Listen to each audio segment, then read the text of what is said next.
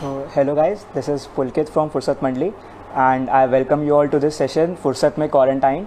तो आज हम बात करेंगे ब्रिजेंद्र काला जी से, जो कि बहुत बड़े एक्टर हैं और साथ में स्क्रीन राइटर भी हैं। और आई होप कि आप लोगों को इस सेशन में मज़ा आएगा। और आपने ब्रिजेंद्र काला जी को कई मूवीज़ में देखा होगा, जैसे पीके और MS धोनी, जब वी मेट, पान सिंह तोमर, और उनकी अभी रिसेंटली गुलाबो सीताबो भी आई है। एंड उनका 17 साल का थिएटर का एक्सपीरियंस भी है। तो हम अभी बस वेट कर रहे हैं कि सर ज्वाइन करें, उसके बाद हम सेशन स्टार्ट करते हैं। आप लोग को कोई भी क्वेश्चंस हो आप कमेंट में लिख सकते हैं। तो हम वेट कर रहे हैं बस सर के ज्वाइन करने का। तो गाइस, बता दूं, हमारे साथ ब्रिजेंद्र काला जी जुड़ गए हैं।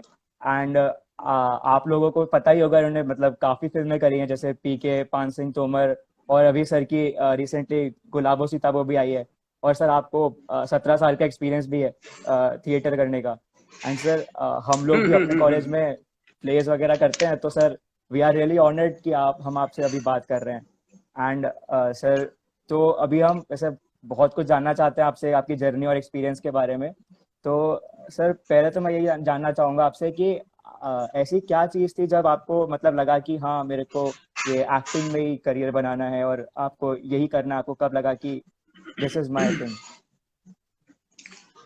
जो क्या है कि ये सारी बातें कि मुझे कब लगा कि मुझे एक्टिंग में आना चाहिए, तो ये मतलब ऐसा एकदम अचानक नहीं लगा। मैं बचपन से मेरे को गाने का शौक था। स्कूल में प्रार्थना जैसे होती नहीं है, एनुअल डेज वगैरह, इस फंक्शंस में हिस्सा लेता था। उसके बाद मथुरा आकाशवाणी है जहाँ मैं रहता था, मथुरा वृंदावन। हाँ। और मथुरा में रेडियो स्टेशन पे मैं मतलब बचपन से जाया करता था। तो उस वजह से क्या हुआ कि मतलब कि जो आकाशवाणी के जो प्लेज वगैरह होते थे, ड्रामा वो कर जाता था, उसमें एक इस तरह की एक्टिविटी बनी। हाँ, तो मैंने जो बताया वो यही अपनी जर्नी के बारे में कि मतलब मैं मथुरा में पहले रेडियो आकाशवाणी पे मैं ज्यादा इन्वॉल्व था, और वहां जिस तरह से मैंने थिएटर की एक्टिविटीज की, उसी को देखते हुए फिर मैं आगे बढ़ा। और देन स्टेज मेरे को अचरा जी ने, मतलब माँ ने, उन्होंने मेरे को, डॉक्टर अर्चना नगर, उनकी कृपा से मैंने मंच देखा और मंच में मैंने हिस्सा। सर, मैं ये कह रहा था कि आपको हमने जनरली देखा है कि आप छोटे रोल्स में दिखते हैं आप हमें फिल्म्स में, लेकिन फिर भी आपके रोल्स काफ़ी इम्पैक्ट डाल देते हैं, मतलब काफ़ी अप्रिशिएटिव होते हैं। तो ऐसा कैसे करते हैं आपकी एक कम स्क्रीन टाइम में भी आप बड़ा इम्पैक्ट दे देते हैं? तो क्या होता है कि जो छोटे छोटे करेक्टर होते हैं, उनको करने में आपको ज्यादा अपना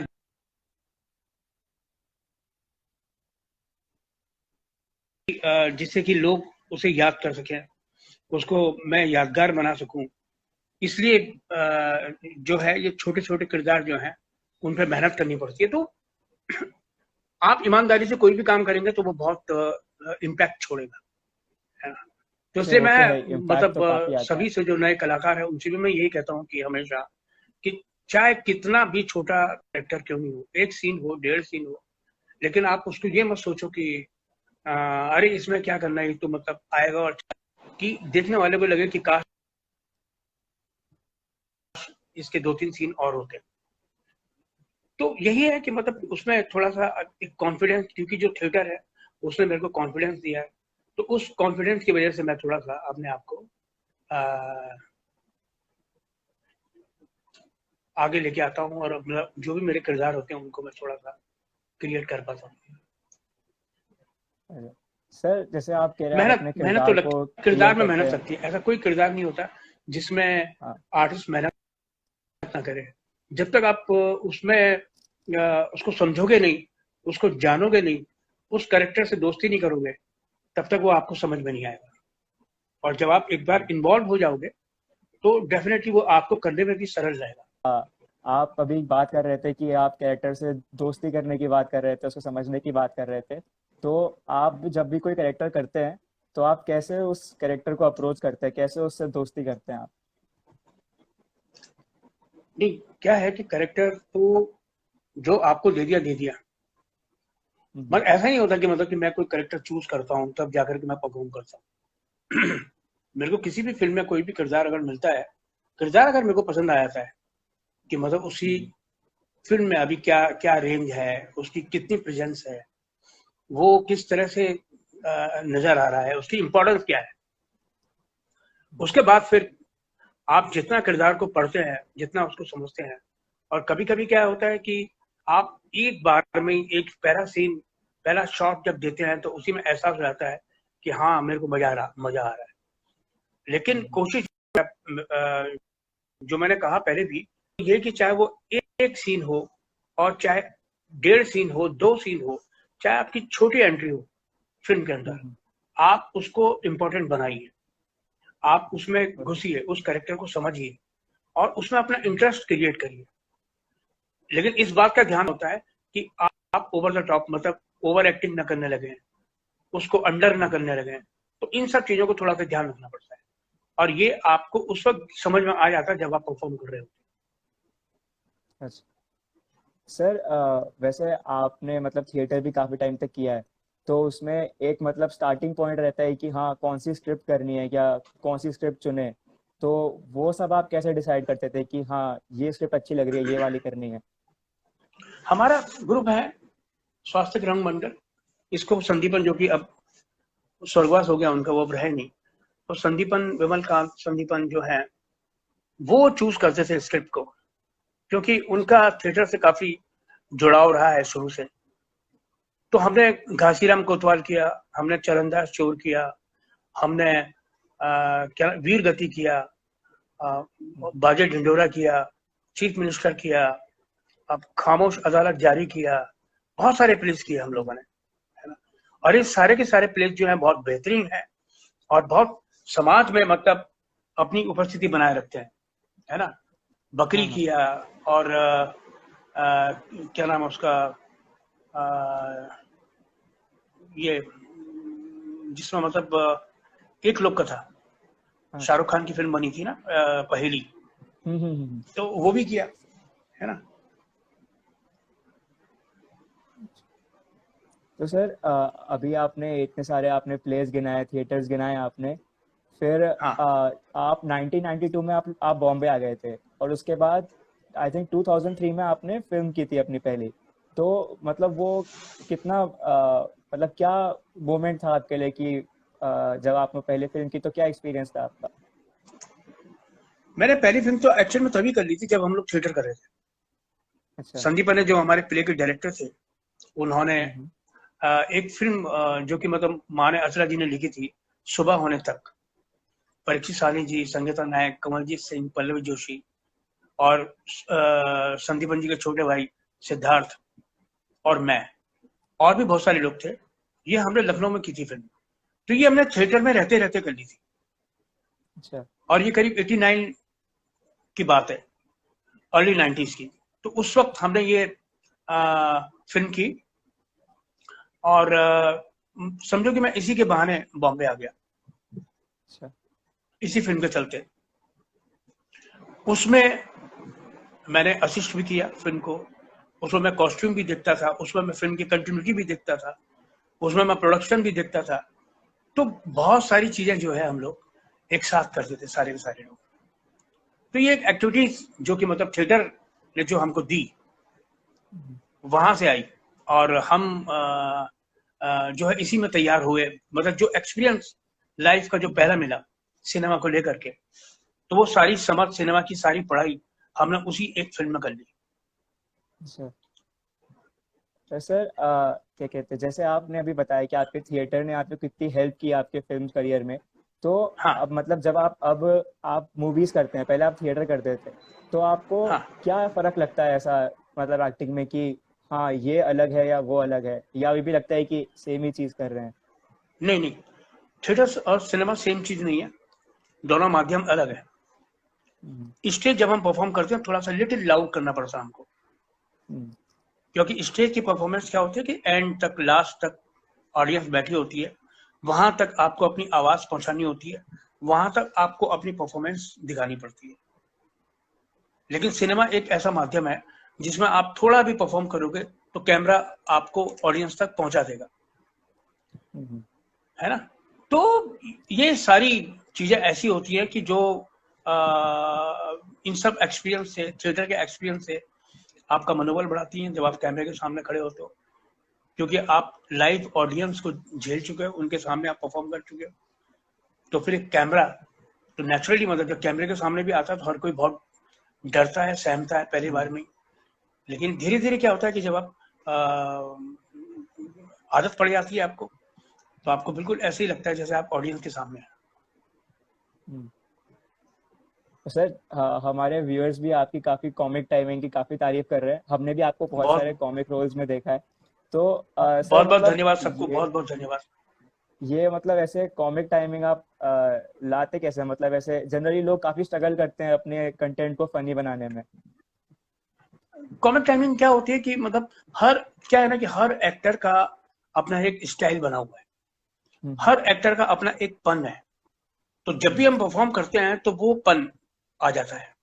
मैं तुमको बताऊं कि अभी गुलाबो सिताबों में हम्म। जब मेरा पहले दिन का शूट था बच्चन साहब के साथ, और वो हमारा टेक ओके हो गया था, करीब 4-5 टेक हमारे हुए और 4-5 टेक में वो सीन खत्म हो गया।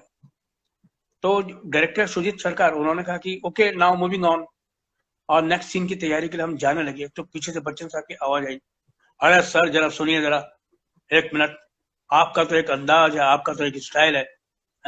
अगर आप ये सीन जरा उस स्टाइल में भी कर दें तो मुझे लगता है कि बड़ा मजा आएगा। तो मैं अवाक था, मैं शॉक था कि मतलब स्टाइलों के बादशाह के सामने मैं खड़ा हुआ था। वो जिनका एक स्टाइल दुनिया को मालूम है, उन्हें पता है कि मेरा भी एक स्टाइल है।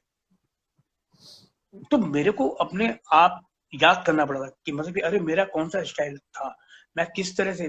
तो फिर मेरे को एहसास दिलाना पड़ा अपने आप को, क्योंकि मैं तो वही मतलब क्लाउड 9 में था, घुमा हुआ हेवन 7 हेवन में था मैं एकदम, कि देखो इतना बड़ा कलाकार, और उन्होंने जो है मेरे को इस तरीके से याद रखा कि हाँ मेरा भी एक तौर तरीका है, मेरी एक अदा है। तो फिर मैंने एक सीन अपने उसमें किया, मेरे को एहसास दिलाना पड़ा कि मैं किस तरह से करता हूँ। हम्म। तो एहसास यही कि मतलब कि मेरी जो डायलॉग डिलीवरी होती है बहुत फास्ट होती है, या हम्म। क्लियर नहीं होती, एकदम थोड़ी सी अनक्लियर होती है। मतलब मेरी शब्द जो है पूरी तरह से एकदम से ऑडियंस के पल्ले नहीं पड़ते हैं, लेकिन लोगों को वो पसंद आता है वो अंदाज। मैंने किया, फिर वो मुस्कुराए, अच्छा लगा। थैंक्स। सर जैसे आपने बताया अभी आपकी कॉमिक टाइमिंग के बारे में, तो सर ऐसा भी होता होगा जैसे आप कर रहे हैं और आपके को एक्टर साथ में हंस जाते होंगे। तो मतलब जैसे मेरे को एक सीन याद है आपका, पीके में था। आप जब आमिर खान जी से नेगोशिएट कर रहे होते हैं, फिर एकदम से बोलते हैं कि 15 दे दे, 15 दे दे। तो हाँ वो मतलब मेरे को तो ऐसा लगता है कि आसपास के लोग भी हंस गए होंगे। हाँ, नहीं नहीं, वो उनको बहुत बहुत डेफिनेटली, मतलब जिस तरीके से वो आ गया था कि मतलब कि हाँ ये 15 में, ये 20 में, ये 200 में, काम सब एक ही करते हैं, है ना। फिर हम्म। कहते हैं, अरे ये इतने का, ठीक है 15 रुपए दे दे, ला 20 रुपए दे दे। तो हम्म। वो ऑल ऑफ सडन जब आप एक्टर के साथ, को एक्टर के साथ रिलेट करते हो तो वो बात बहुत सुंदर बनती है। पान सिंह तोमर का तो मैं बताऊं मैं कि मतलब इतने मतलब कमाल के टाइमिंग के एक्टर इरफान खान, उनके साथ मेरा सीन था। और हम्म। क्योंकि वो 2 दिन, हमने 2 रात वो सीन शूट किया। वो जितनी भी सिचुएशन थी वो हमने वहां पे सीन को शूट किया उस वक्त नाइट में, चांदी वाली स्टूडियो में।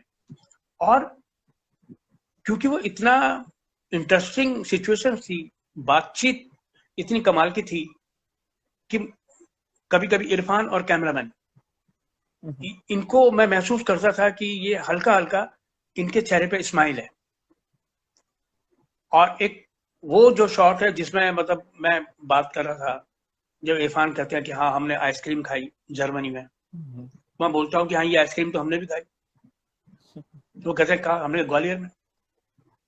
और तुमने कहाँ खा ली? मैंने खाई जब आप थे नहीं यहाँ पे। आप तो थे नहीं ना, आप तो चले गए थे। बोले कितने की मिलती है? मैंने 2.5 रुपए में। तो वो जो मेरी बातचीत थी उसमें मैं देख रहा था, महसूस कर रहा था कि मतलब जो कैमरामैन थे वो शेक कर रहे थे कैमरे को ना। हम्म। और मैं देखूं तो जैसे उन्होंने मुझे देखा हंसी आ गई, तो मैंने तिग्मांशु को बोला, मैंने कहा यार इन लोगों को चुप करा भाई, ये लोग हंस रहे हैं यार। मैंने शिकायत की थी मतलब कि भाई यार ये लोग हंस हम्म। देते हैं। उन्होंने कहा नहीं नहीं, ऐसा कोई नहीं हंसेगा, कोई नहीं हंसेगा ना। तो कभी कभी इतना इंटरेस्टिंग सिचुएशन जब बनती है और आ जाती है किसी भी परफॉर्मेंस के टाइम में, तो आपका रोक पाना बड़ा मुश्किल होता है। और कभी कभी तो ऐसी हालत हो जाती है कि आप सीन शूट ही नहीं कर पाते, क्योंकि आपको इतनी हंसी आने लगती है, इतना मजा आ जाता है उसमें कि सब कुछ आइस ब्रेक करनी पड़ती है आपको, मतलब वो कुछ और करना पड़ता है उसको, मतलब फिर इधर उधर बाया बाया करके चाय वाय पी के थोड़ा सा उसको थोड़ा सा कुछ समय के लिए ब्रेक देने के बाद ही बहुत मजा आता है जब बहुत इंटरेस्टिंग सीन शूट होते हैं। तो सर ये ऐसे इंटरेस्टिंग सीन तो बनते होंगे, मतलब स्क्रिप्ट में तो नहीं होते होंगे, या आप इम्प्रोव करते होंगे, आप साथ साथ आप कुछ अलग करते होंगे तभी ऐसा होता होगा। हाँ, मैंने कहा ना कि ब्रेक करना पड़ता है, वो सब कर कुरा के फिर उसके बाद फिर वापस चलो स्टार्ट करते हैं। हुआ बहुत हुआ, मैंने फादर्स याद आता मुझे, फादर हम कर रहे थे, मैं गजराज अतुल एक सीन शूट किया था हम लोगों ने, नाइट शूट था। ओहो मतलब पता नहीं क्या बोला था मैंने, और गजराज को इतनी जोर से हंसी आ गई, इतनी जोर से हंसी आई कि वो ब्रेक ही नहीं हुआ। और फिर जैसे ही फिर शुरू कर, फिर वो हा हा हा करके, हमने कहा क्या कर रहा है यार तू? तो कह रहा मैं कर रहा था, मैं मजाक नहीं कर रहा हूँ, मेरे को नहीं हो पा रहा। अपन पहले फिर हमने ब्रेक किया, हमने चाय पी। आता है, मजा आता है। सर वैसे मतलब आप कॉमिक रोल्स काफी अच्छे करते हैं, लेकिन आपको भी क्या कॉमिक रोल्स का ही इतना शौक है, या फिर आपको लगता है कि नहीं ये वाला कैरेक्टर मेरे को ज्यादा पसंद है, मतलब ऐसा नहीं, कुछ? एक चीज मैंने कॉमेडी कहाँ की, मेरा कोई भी किरदार खास तौर से कुछ मैंने ऐसे किए होंगे जो वाकई कॉमेडी को होंगे, लेकिन मैंने कॉमेडी कहाँ की, कोई नहीं। पान सिंह का किरदार मेरा कॉमिक नहीं था, समझे? वो सिचुएशन ऐसी है कि आपको हंसी आती है उसके हालात को देख के, उसकी सिचुएशन को देखकर, otherwise that is not comedy comic character. और सर आप काफी स्क्रिप्ट्स भी लिखते हैं, तो मतलब ये कैसे आप मतलब जैसे आप कहते हैं आप कैरेक्टर से दोस्ती करनी पड़ती है वो परफॉर्म करने के लिए, तो एक स्क्रिप्ट लिखने के लिए भी आपको काफी कैरेक्टर से पर्सपेक्टिव से सोचना भी पड़ता होगा, तो हाँ, कैसे नेचुरली। आप कोई स्क्रिप्ट लिखते सब हैं? सबसे actually script writing is the very difficult, बहुत मुश्किल काम होता है, क्योंकि स्क्रिप्ट अगर आप कहीं फंस गए और आपको मजा नहीं आ रहा है, तो आप बहुत बहुत लंबा निकल जाता है आपका वक्त, आपको समझ में नहीं आया तो आप मतलब लिख ही नहीं पाते हैं आगे, जब तक कि वो ब्रेक ना हो जाए, जब तक कि मतलब आपको आपके पसंद का लाइन ना मिल जाए, है ना? तो ये बहुत होता है ऐसे में। तो वो जो स्क्रिप्ट राइटिंग है वो डिपेंड करता है कि आप जब जब लिखते चले जा रहे हैं तो बहुत अच्छा है। कहीं मैंने भौरों ने खिलाया फूल, एक स्टार बेस्ट सेलर लिखा था, और जिसमें इरफान थे, दिग्वांशु ने डायरेक्ट किया था, और संजय मिश्रा, मैं, वरुण बड़ोला, बहुत सारे लोग थे उसमें, और बहुत इंटरेस्टिंग कहानी थी वो, एक मोहल्ले की, और वो इंस्पायर्ड थी उनसे, हरिशंकर प्रसाद जी की कहानी से, एक हसीना पांच दीवानी, वो इंस्पिरेशन थी मेरी। और मैं हरिशंकर जी को मतलब अपना आदर्श मानता हूँ एक तरह से राइटिंग में, मतलब उनका जो सेंस ऑफ ह्यूमर, उनका जो शरद चंद्र जी, है ना? तो ये कुछ इस तरह की जो राइटिंग का जो स्टाइल होता है, वो कहीं ना कहीं आपके अंदर वो लक्षण मिल जाते हैं, तो आप उसको कैरी करने लगते हो, आपके लिए आसान होता है उस तरह से सोचना। क्योंकि आप जब आम जिंदगी के बारे में लिखते हो, जो जीवन आपने जिया हुआ है, वो लिखना सबसे आसान होता है। तो सर मतलब राइटिंग के लिए एक्सपीरियंस होना काफी जरूरी है? और राइटिंग के लिए तो डेफिनेटली मतलब एक्सपीरियंस होना बहुत जरूरी है। राइटिंग तो आप मतलब बिना एक्सपीरियंस के कर ही नहीं सकते, उसमें आपको मतलब जीवन के बारे में जानना,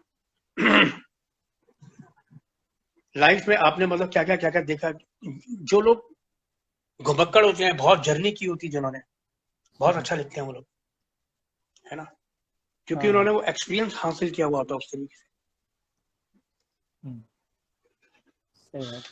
और सर कभी मतलब जब आप कोई डायलॉग लिखते हैं और फिर अगर आपको खुद ही उस मतलब कोई पार्ट लिखा हुआ परफॉर्म करना होता है, तो मतलब कैसा लगता है? क्या तो ऐसे नर्वसनेस फील होती है कि ये मैंने ही लिखा है, खुद ही फिर परफॉर्म करना पड़ेगा, ऐसा कुछ? हाँ हाँ भाई, कभी कभी क्या होता है कि कोई किरदार ऐसा है जो आपको नहीं करना था, किसी और को करना है, हम्म, और आपने इत्तेफाक से वो उसकी लाइनें इतनी टफ लिख दी हैं, उसमें इतने लंबे लंबे डायलॉग लिख दिए हैं कि आप परेशान हो जाते हैं।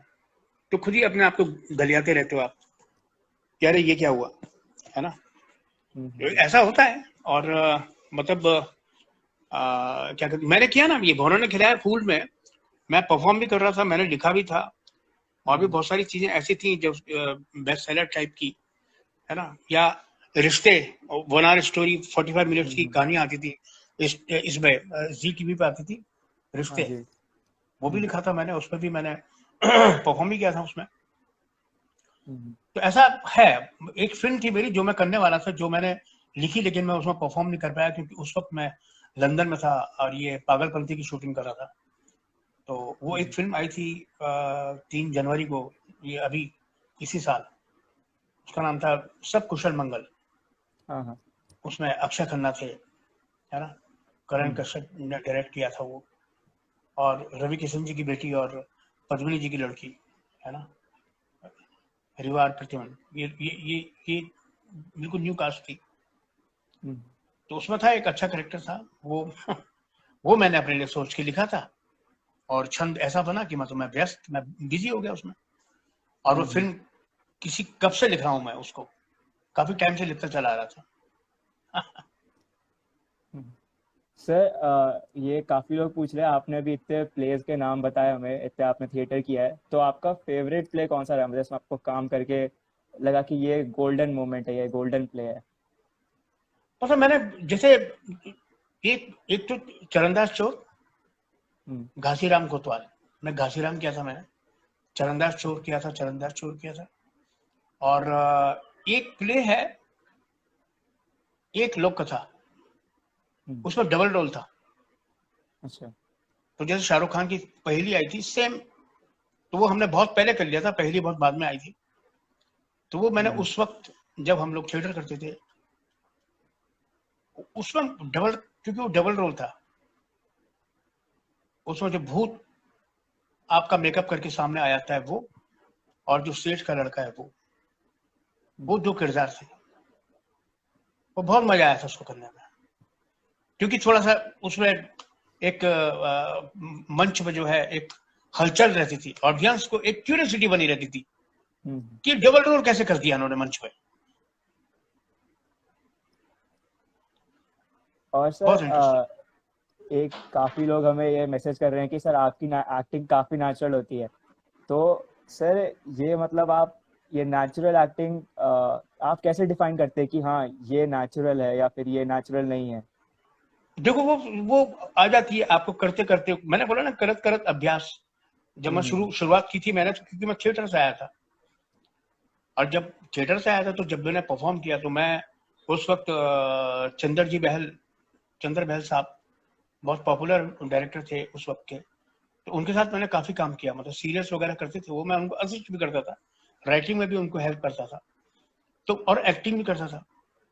तो जब मैंने उनके साथ परफॉर्म किया तो वह जोश के साथ, तो वो चिल्लाए एकदम, उन्होंने आवाज दी, ओ थिएटर थोड़ा कम, देख लेगा बालकनी वाला भी तेरे को आराम से, डोंट वरी। तो वो सब आपको करते करते एकदम आ जाता है। और अभी क्या है कि अभी मैं जिस तरह से बोल रहा हूँ तो परफॉर्म भी मैं ऐसे ही करता हूँ। तो अभी एक्टिंग की परिभाषा क्या होगी कि नो एक्टिंग। हम्म, तो सबसे मुश्किल काम क्या होता है, नेचुरल उस वक्त, क्योंकि जब कैमरे के सामने जाते हो और एकदम से क्वेश्चन आंसर जब होता है, अरे तुम आ गए क्या, है, हाँ मैं आ गया, तो आप एक्टिंग करने लगते हैं। हम्म, तो बस वही संभालना होता है कि मतलब कि हम्म, अरे सुनो जरा मेरे दो एक कप चाय बना दो जरा, है ना, दोनों में, अरे हम्म, सुनो जरा एक कप चाय बना दो यार प्लीज, है ना। तो आपको डिसाइड करना होता है कि आपको क्या चूज करना है, सही बात है। और फिर आपको किस रास्ते किस तरह से कैरी करना है। तो ये सर एक हाँ। एक्सपीरियंस तभी आता है जब आप काम करते रहते हैं, काम करते रहते हैं, काम करते रहते हैं। रिहर्सल्स हम्म, होती है, रिहर्सल्स में कभी कभी आप बहुत अच्छा परफॉर्म करते हो, जो उस वक्त कैमरे के सामने नहीं आ पाता। सही बात। और सर अभी आपने इतने दिग्गज लोगों का नाम गिनाया हमें, तो सर है जनरली ऐसा होता है, आपने काफी बड़े लोगों का नाम भी अभी गिनाया आपने हमारे सामने। तो हाँ, कई बार ऐसा होता है कि मतलब अक्सर हमारी लाइफ में कोई ना कोई आइडल तो होता है कि जिसको देख के हमने डिसाइड किया होता है कि हाँ, मुझे ये काम करना है, मुझे इनके जैसा बनना है। तो आपकी लाइफ में वो कौन थे कि मतलब जिनको आपसे जिनसे आपको इंस्पिरेशन मिली?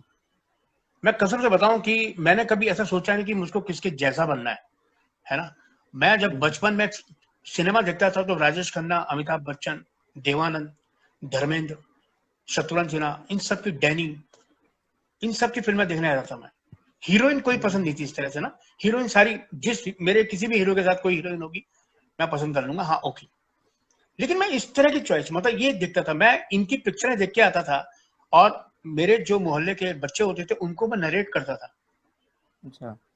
फिल्म का सीन टू सीन सुनाता था उनको मैं। ऐसा हुआ, ऐसा हुआ, ऐसा हुआ, फिर उसके बाद ये, फिर उसके बाद ये। तो मुझे लगता है कि वो जो एक कला थी मेरे अंदर उस तरह की नरेशन की, उसने मेरे को हम्म। मतलब कुछ राइटर बनाया और उसने मेरे को अभिनेता बनाया। हम्म। तो ये सारी चीजें आपके अंदर जैसे जैसे वो बढ़ती जाती हैं, आप उसको एंजॉय करने लगते हैं। हम्म। तो और दूसरा ये कि कभी अभी मैं बोलूं कि मतलब कि मुझे क्योंकि मैं सपोर्टिंग एक्टर हूं, है ना। तो हाँ। मैं किसी तो अगर मैं सपोर्टिंग एक्टर हूं तो मुझे लगता है कि जैसे एक बहुत पुराने एक्टर है कन्हैया लाल जी। हम्म। तुम देखना, टाइप करना गूगल में, उनकी फिल्में हम्म। देखना, उनको परफॉर्म करते वक्त देखना तुम। उस जमाने में उस जमाने में जब वो परफॉर्म करते थे तो लगता था कि मतलब कि ये क्या कर रहे हैं। आपको समझ भी नहीं आएगा ये एक्टिंग कर रहे हैं, ये नेचुरल है, अरे क्या हो गया इनको। इतना नेचुरल परफॉर्म करते थे वो। उनके हम्म। कैरेक्टर लाउड होते थे। मदर इंडिया में विलेन थे वो, हाँ। है ना। हम्म। एक बूढ़ा किरदार जो कि करीब 70 साल का, वो विलेन है हम्म। फिल्म के अंदर, मदर इंडिया में। नेगेटिव, कमाल का परफॉर्मेंस, और कुछ सर भी बोल देते थे।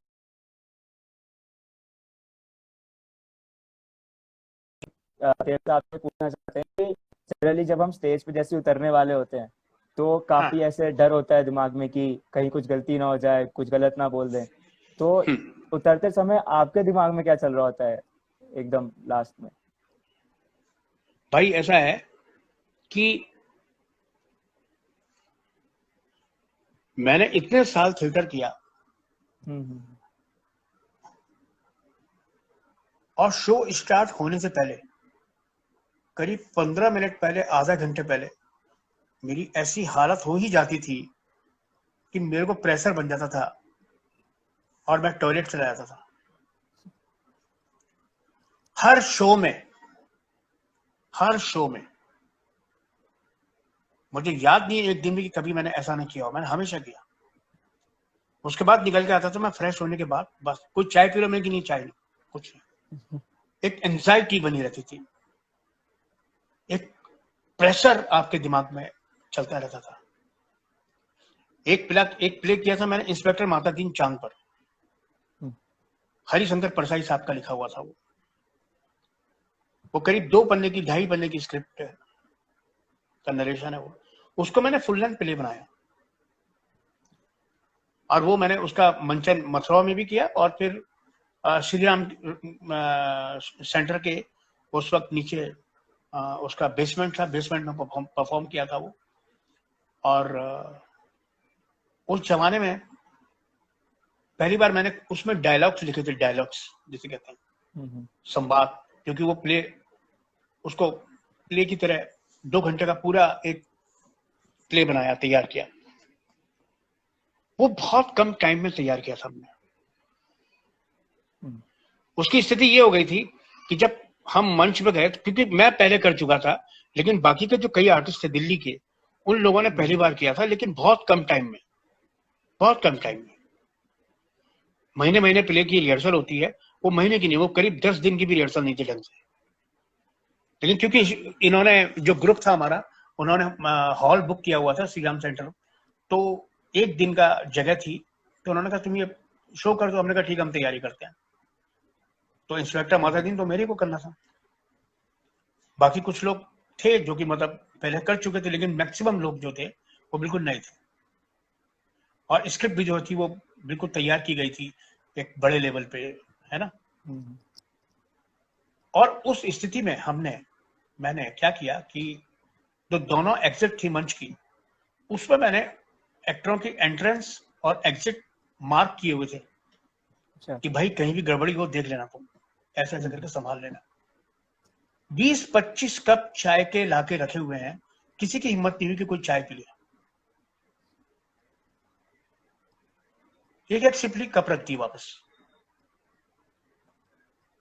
सब की हालत क्या हो सकती थी, समझ सकते हो। सब लोग सोच रहे होंगे कि अभी रोल में क्या करना है, तो चाय तो किसी से पी ही नहीं हाँ, लोगे। मतलब भाई चाय पी, फिर ऐसा लगा यार चाय पियेंगे, कहीं ऐसा तो नहीं कि पेट गड़बड़ हो जाए, कहीं प्रेशर लग जाए।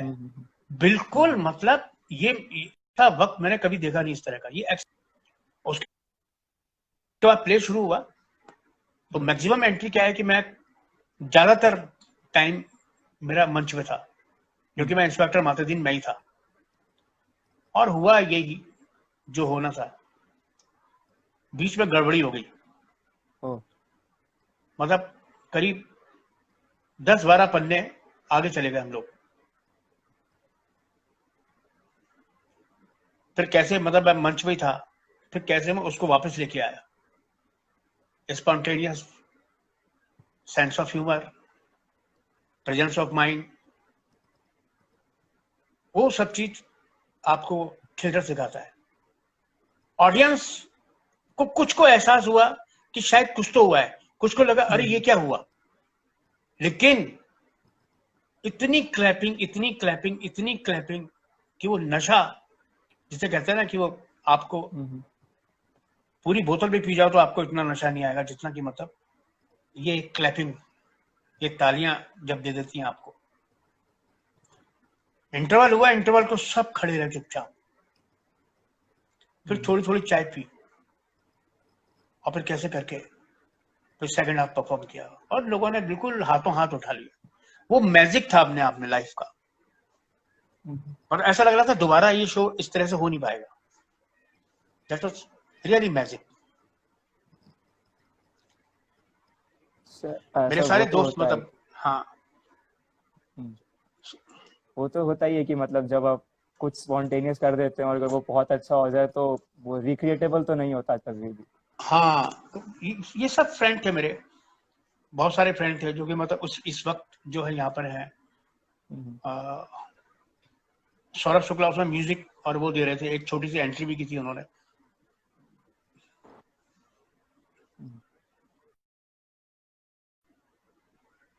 सर ये चीज़ जनरली मतलब जैसे मुंबई का तो मुझे पता नहीं, पर यूपी में मथुरा में मतलब आपको ये तो लोग स्टार्टिंग में बोलते ही होंगे जब आप एक्टिंग करते होंगे कि इधर करियर थोड़ी होता है या फिर पढ़ाई पे ध्यान देने के लिए, तो उस टाइम आपका कैसा रिएक्शन रहता था? बिल्कुल यार, एक्चुअल में क्या, हम इतने बड़े हो गए थे, थोड़ा बेशरम हो गए थे, मतलब फिर पापा जी ने पिटाई नहीं की, अदरवाइज सब कुछ किया, क्योंकि नेचुरली मतलब। और वो जो टाइम था हमारा, वो तो बिल्कुल ऐसा वाला पीरियड था, इस वक्त था उस समय कि हर पेरेंट को यही होता है कि इसको सरकारी जॉब मिल जाए।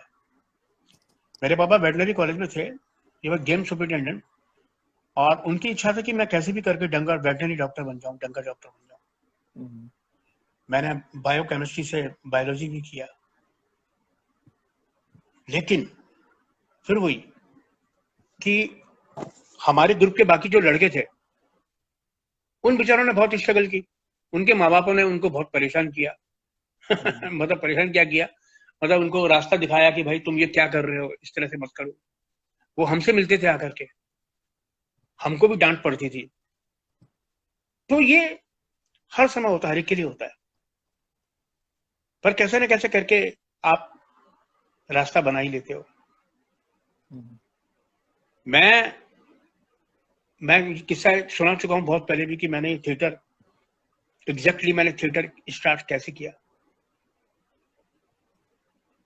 अनिल चौधरी साहब मथुरा को बिलोंग करते थे और वो नेशनल स्कूल ऑफ ड्रामा से निकले थे, तो उनको 2 महीने का वर्कशॉप करना था अपने होम टाउन में। तो उन्होंने वो 2 महीने का वर्कशॉप मथुरा में किया। अक्टूबर के टाइम पे, और गांधी जी की बकरी एक प्ले उन्होंने चूज किया। उसके लिए शहर से और शहर के मथुरा के आसपास के जितने भी बच्चे थे उनको मतलब इन्फॉर्म किया गया, जो भी नाटक करना चाहता है भाई आओ।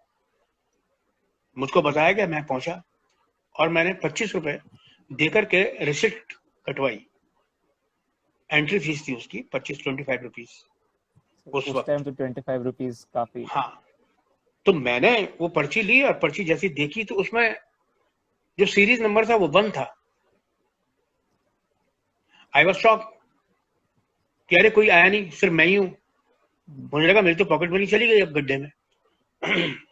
तो रमेश मिश्रा जिन्होंने वो पर्ची दी, वो बहुत सीनियर एक्टर थे शहर के थिएटर के। उन्होंने कहा अरे चिंता मत कर, तूने बॉनी कराई है, समझे, बहुत बढ़िया होगा, तू देखियो, तूने बॉनी करा दी, बस अब आएंगे, लाइन से आएंगे लोग। और मैं वेट करता रहा। उसके बाद रोज जाता था मैं वहां पे पता करने के लिए अब कौन आया कौन आया। तो इस तरह से करीब करीब 96-97 इतने लोग जमा हुए थे मथुरा शहर के, मथुरा के आसपास के। फिर गांधी जी की बकरी जो है वो थिएटर, वो प्ले तैयार किया गया और उसमें मुझे मिला ग्रामीण, युवा ग्रामीण गांव का एक युवा यूथ लड़का, उसका एक किरदार, उसका एक कैरेक्टर मुझको दिया गया। और जब इसका रिव्यू आया, क्या बोलते हैं अपने वीरेंद्र भाई, वीरेंद्र सक्सेना, बहुत पॉपुलर एक्टर हैं बॉलीवुड के, वो भी मथुरा शहर से हैं। तो दिनमान में लिखते थे, राइटअप लिखते वो इसके लिए, ड्रामा सेक्शन के लिए। तो उन्होंने उसका जब रिव्यू किया तो जो 5-6 नाम थे उसमें एक नाम मेरा भी था कि भाई इन लोगों ने बड़ा अच्छा परफॉर्म किया। जो मेन किरदार थे, जो मेन नाम थे, जो बड़े बड़े कैरेक्टर थे, वो सब शहर के, जो हमारे शहर के जितने भी धीरू भाई अंबानी टाइप लोग थे ना, मतलब उनके बच्चों को, तेल वाले, कचौड़ी वाले, बर्तन वाले, तो बिल्डिंग वाले, वो सब उन लोगों ने परफॉर्म किया। क्योंकि उन लोगों ने वो भी किया था ना, आपका मतलब पैसे भी दिए थे फंक्शन को बनाने के लिए। जो सोविनियर छपी थी उसमें विज्ञापन भी दिए होंगे उन्होंने अपनी अपनी कंपनी के। तो उन लोगों ने सब मेन किरदार। अब हुआ क्या कि उस 97 में से जितने भी क्रेडिट्स थे, जितने भी लोग आए थे थिएटर में करने के लिए, सिर्फ जो एक नंबर मेरा था वही बॉम्बे आया। बाकी सब अभी अपना वही काम कर रहे हैं जो पहले करते थे। तो ये सर, जब आप बॉम्बे आए तो मतलब आपने मथुरा में भी थिएटर किया है, फिर आपने बॉम्बे आके भी काम किया, तो आपको मतलब हाँ, ऐसा क्या फर्क लगा कि बॉम्बे में आके कि हाँ यहाँ पे कुछ अलग है? बॉम्बे में जब मैंने थिएटर किया ना, तो बॉम्बे में थिएटर में मेरे को एक्चुअली मजा नहीं आया। अच्छा। फिर मैंने धीरे धीरे करके छोड़ दिया। यहाँ क्या था, यहाँ इंस्टेंट है बिल्कुल मामला। वहां हम क्या करते थे, 5 दिन के लिए हॉल लेते थे, जिसमें 2 दिन हमारी ग्रैंड रिहर्सल्स, लाइट रिहर्सल्स और कॉस्ट्यूम रिहर्सल्स होती थी, और 3 दिन हम शो करते थे। यहाँ ऐसा नहीं होता, यहाँ टाइम नहीं है, बहुत कॉस्टली है। अब तो सब जगह कॉस्टली हो गया थिएटर। थिएटर में पैसा बहुत झोंकना पड़ता है। और तो यहाँ थोड़े से तौर तरीके अलग हैं। मतलब उस तरीके से नहीं हो पाता मेरा ना, जैसे मैंने किया हाँ अपने हाँ। जमाने में। मेरे बहुत सारे दोस्त हैं, उन लोगों ने उस वक्त बहुत थिएटर किया अपने तरीके से। लेकिन आज का जो तरीका है तो उस तरह से भी कर रहे हैं। हम्म। सर इन्वॉल्वमेंट चाहिए होती पूरी। हम्म सर, मुंबई में आके फिर आपने फिर जब आप मूवीज वगैरह करते हैं तो हाँ, आपको कैसा लगता है जब आप मतलब किसी को एक्टर के साथ परफॉर्म कर रहे होते हैं, तो कभी मतलब ऐसा कि आप किसी को जानते नहीं है पहले से, फिर उनके साथ काम करना होता है, तो मतलब कितना मुश्किल होता है? कि थिएटर में जनरली ऐसा होता है कि आपके दोस्त बन जाते हैं काम करते करते।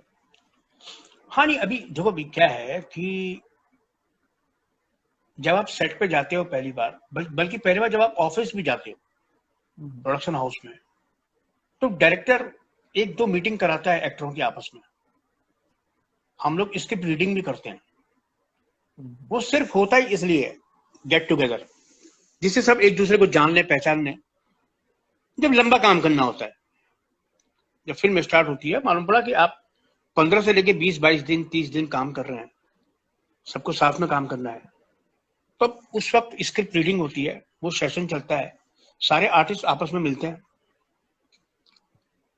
तो वो लगता नहीं अब, क्योंकि आदत पड़ जाती है। वो डेफिनेटली शुरू शुरू में होता था, अरे इसके साथ काम कर रहा हूँ, उसके साथ काम कर रहा हूँ, अरे इन्होंने फला किया है।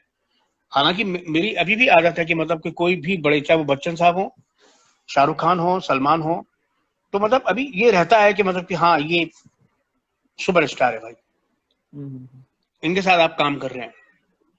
पर जो किरदार है आपको होते होते एक आध रिहर्सल में तो सेट हो जाता है, क्योंकि अब आदत पड़ गई। हाँ शुरू शुरू में डेफिनेटली मतलब वो रहता था कि मतलब एक पहले तो मुख खोले देखते रहते थे कि अरे इनके साथ काम कर रहे हैं, तो सामने वाले हाँ भाई चले साथ आगे बोलिए हैं, तो आप कह रहे अरे इनके साथ काम कर रहे हैं। प्रेम चोपड़ा जी के साथ मैंने काम किया, मैं देखता रहा उनको, प्रेम चोपड़ा जी को, क्योंकि इतनी पिक्चरें देखी इन लोगों की। रंजीत साहब, उनकी पिक्चरें देखी थी, उनके साथ काम किया, सनी देओल। तो जिन जिन लोगों को आपने पर्दे पे देखा है, खासतौर से वो लोग जिनको आप बचपन से देखते आ रहे हैं, तो नेचुरली मतलब एक फील आती है उस तरह की ना, आपको अपना बचपन याद आता है कि अब आप आज की तारीख में इन्हीं के साथ काम कर रहे हैं। तो आप मतलब भाग्यशाली हैं नेचुरली मतलब ना। और सर जैसे हम लोग भी क्या कहते हैं, स्टेज प्लेस करते हैं, नुक्कड़ भी करते हैं, तो हाँ कुछ ऐसा आप एडवाइस देना चाहेंगे हमें जिससे हम अपने स्किल्स बेटर कर सकें? कुछ नहीं, रिहर्सल्स सबसे बड़ी बात है। और दूसरा ये कि मतलब कि हमेशा कोशिश ये होनी चाहिए एक्टर को कि वो किसी के ऊपर हावी ना हो। जब भी परफॉर्म करते हैं तो सब एक ग्रुप है आपका, लेकिन स्पॉन्टेनियस रहना चाहिए। आपको अपना सेंस ऑफ ह्यूमर शार्प करने के लिए बिल्कुल अच्छी अच्छी चीजें आप पढ़ते हैं, अगर स्क्रिप्ट भी पढ़ते हैं, उनको ध्यान में रखना चाहिए, है ना। और जब आप परफॉर्म करते हैं तो परफॉर्म करते वक्त सबसे अच्छी बात यही है कि एक पॉजिटिव एनर्जी होनी चाहिए। जिस वक्त आप परफॉर्म कर रहे हैं तो बिल्कुल अपने आप को ऐसे मान के चलो कि बस यही जिंदगी है, ब्राइटनेस, है ना, फील गुड। क्योंकि उससे क्या होगा कि आपके अंदर कॉन्फिडेंस आएगा, और साथ के साथ जब आप परफॉर्म करोगे तो एक ब्राइटनेस रहेगी, आप में एनर्जी रहेगी, डलनेस नहीं होनी चाहिए, है ना। तो कैसी भी परफॉर्मेंस हो, चाहे वो स्ट्रीट प्ले हो, चाहे वो आपका स्टेज प्ले हो, तो ये कुछ चीजें ऐसी हैं कि जो कि मतलब आपको मतलब मस्त रहो अपने यार। प्रेशर उस तरह से, जैसे मतलब मैं बता रहा था, मैंने जितने प्ले किए बहुत प्रेशर लिया रहता था, एकदम टेंशन बनी रहती थी। लेकिन कहीं ना कहीं आप में एक ब्राइटनेस, क्योंकि आप अगर आप मुखिया हैं उस प्ले के, इंपॉर्टेंट हैं, तो अगर आप ही वैसे हो जाओगे तो बाकी लोग भी डिप्रेस हो जाएंगे, है ना। तो इसे एकदम और बिल्कुल तैयार रहो, बिल्कुल जिसे कहते हैं कि एक्टिव रहना चाहिए कि कब आपकी एंट्री है, वो भी बहुत इंपॉर्टेंट होता है। कई कई वक्त तो भूल जाते हैं कि आपकी कब एंट्री है, क्या नहीं है। बाकी सारे काम छोड़ दो उस वक्त, जितनी देर आप मंच पे हो, और जब आप बैक स्टेज पर भी हो तो कर्टेन के पीछे मतलब बिल्कुल तैयार रहो अपने आप को ना, कि सजग। ऐसा नहीं कि बाकी गए और एकदम से आप रिलैक्स हो गए कि चलो मेरी एंट्री हो गई, अब दूसरी एंट्री शायद अभी टाइम है उसमें, है ना।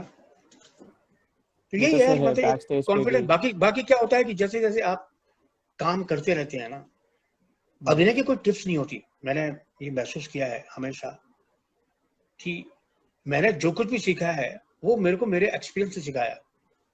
मैंने कसम से किसी को देख करके ना तो मैं परफॉर्म करता हूँ, ना किसी को देख करके मैंने ये महसूस किया है कि मुझे इसकी तरह बनना है। न मैं किसी को देख करके, किसी को सोच करके। मेरे को ये है कि मतलब मैं कभी ये भी नहीं सोचता कि मुझको अभी कौन सा किरदार करना लाइफ में, कभी नहीं सोचता मैं। मेरे को जो किरदार दे दिया आपने, ये मेरे लिए बहुत इंपॉर्टेंट। अगर मैं पहले भी कर चुका हूं इसको, तो अब मैं थोड़ा डिफर कैसे कर सकता हूं, मैं ये सोचता हूं। तो सर जब भी आप कोई कैरेक्टर करते हैं, तो जैसे आपने भी खुद ही कहा, कोई टिप्स नहीं होती है एक्टिंग की, तो कभी भी मतलब जब भी आप कोई कैरेक्टर करते हैं, तो आप ये क्या आप ऐसे बेंचमार्क डिसाइड करते हैं कि जैसे आप डिसाइड करते हैं कि ये अच्छा हो रहा है या ये अच्छा नहीं हो रहा है, वो चीज़ कैसे समझते हैं आप कि क्योंकि कैसे ये आप डिसाइड छोड़ो करे कोई बंदा? डायरेक्टर, ये आप डायरेक्टर के ऊपर छोड़ो। सबसे पहले डायरेक्टर की सुनो। डायरेक्टर अपना किरदार अपने तरीके से बनाता है, वो अपने एक्टर के अंदर अपना किरदार देखना चाहता है। तो पहले डायरेक्टर की सुनो, फिर उसमें जो तुम्हारा अपना पुट है वो डालो, तो चीज आसान हो जाएगी और डिफरेंट भी लगेगी। क्योंकि आप खुद अपना कितना सोचोगे, आप हो सकता है उससे पहले कर आए उस चीज को, अभी दोबारा करोगे तो शायद वैसे ही हो जाएगा। ये बात तो सही कह रहे हैं। और सर जैसे अभी आपकी गुलाबो सिताबो आ रही है, इससे पहले आपकी धूमकेतु भी आई थी, तो अभी और कौन सी फिल्म्स में आप हम आपको देखने अभी एक वाले हैं? फिल्म और आ रही है, वो भी ओटीटी पे रिलीज हो रही है। ये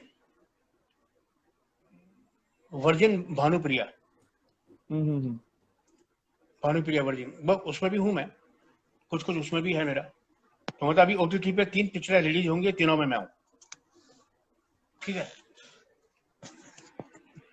और ओके। इसके बाद अभी कुछ और फिल्में हैं हम्म। जो कि मतलब इंटरेस्टिंग है, बढ़िया है।